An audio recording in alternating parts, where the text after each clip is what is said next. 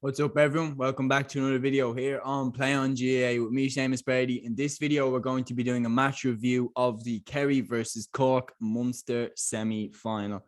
So it finished Kerry 23 points, Cork 11 points from Páirc in Cork. Let's get into the full match review. But before we do, please like, subscribe, share, and comment. Really helps us out. And let's get on with the match review. So, Kerry were expected to win this game very, very comfortably. If you watched the preview with myself and Aaron from GAA Fan TV, we both said Kerry by 10 plus points, and that's the way that it finished up. But in the first half, right up until the 50th minute, I thought Cork were magnificent. They really showed determination, heart, courage. I do agree with Sean Cavanagh's comments, though. If you watched the Sunday game last night, Sean Kavanagh was making some serious comments about, just having passion isn't really, it's not really good enough. They still got beaten out the gate at home by their biggest rivals, but context needs to be taken in here. This is one of the most talented Kerry teams we've seen over the last 10 years. And yeah, for Cork, this is probably one of the worst Cork teams we've seen over the last 10 years. Like, if you compare this Cork team to the team 10 years ago with Graham Canty, with Daniel Goulding, Aidan Walsh, Paul Kerrigan, Paddy Kelly, Colm O'Neill, I could go on.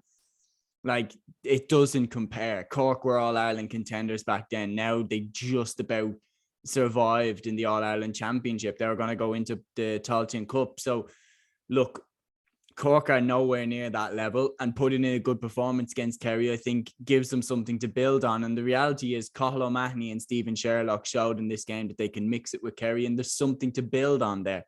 But yeah, for the actual game itself, let's get into it. So right at the start, Cork were awarded a free straight from the throw in, which Stephen Sherlock converted well. Then it was great early passion by Cork, as the resulting attack then for Kerry saw Paddy Clifford turned over by Cork.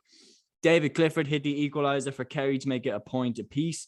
Then a great Paddy Clifford point made it 3 points to 2 after the sides had swapped points. Then Stephen O'Brien added another for Kerry to make it 4-2. And then in the 25th minute, so regardless of what I'm saying about Cork performing pretty well, up till the 25th minute, they still hadn't scored a point from play. Stephen Sherlock had hit all their scores from frees, which were 4 of them. And then in the 25th minute, Stephen Sherlock hit Cork's first point from play to make it 7 points to 5. He had hit all their 5 points at that stage. But what a point this was. Outside of the boot, gorgeous thing to watch. And it drew a smile from Roy Keane, who was in attendance at this game.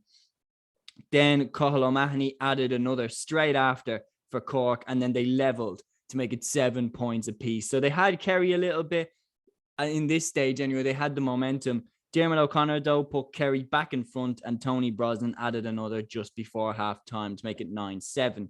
Then Kerry hit another point before Cathal O'Mahony hit a boomer to make it 10 points to 8 in the 40th minute.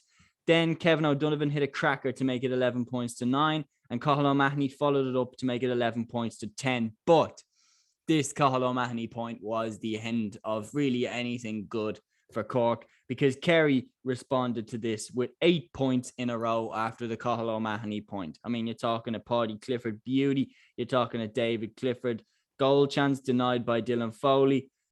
Kerry just looked fantastic in this spell. Paul Gainey came in off the bench, hit a lovely score, and really showing Jack O'Connor that he should be starting, and he definitely should be starting, in my opinion. Cork just could not get out of their own half pretty much in this stage. Like, David Moran was brought in, and he just swallowed up every kick out that was put anywhere near him. Owen McSweeney stopped the rot eventually, kicking a beauty to make it 19 points to 11 before Micheál Burns hit a corker for Kerry in response to make it 20 points to 11. Paul Gainey hit a gorgeous point outside of the boot to round up the scoring and finish it off. 23 points to Kerry, 11 points to Cork. What can we take from this game? Nothing. I really think we can take nothing from it. There's nothing from it that we didn't already know. Stephen Sherlock and Cathal O'Mahony are brilliant inside forwards. We already knew that. Kerry are levels ahead of Cork. We already knew that. Cork are not really competitors for the All-Ireland Championship this year, in my opinion. We already knew that. Kerry definitely are. We already knew that. So, look, there's not much to take from it. This game had to be played because the provincial championships are still a thing. But yeah, I don't know really if there's anything else we can take from this. Kerry move on to the Munster final, where they will play either Tipperary or Limerick, which I think they're definitely going to win. So guys, that is my review of this Munster semi-final between Cork and Kerry. It finished Kerry 23 points, Cork 11 points. Cork, of course, were without Keith Ricken, who has left his post for personal reasons for the season, and I wish him all the best. John Cleary was the manager there. That's the match review, guys. I hope you enjoyed. Until the next one, take care.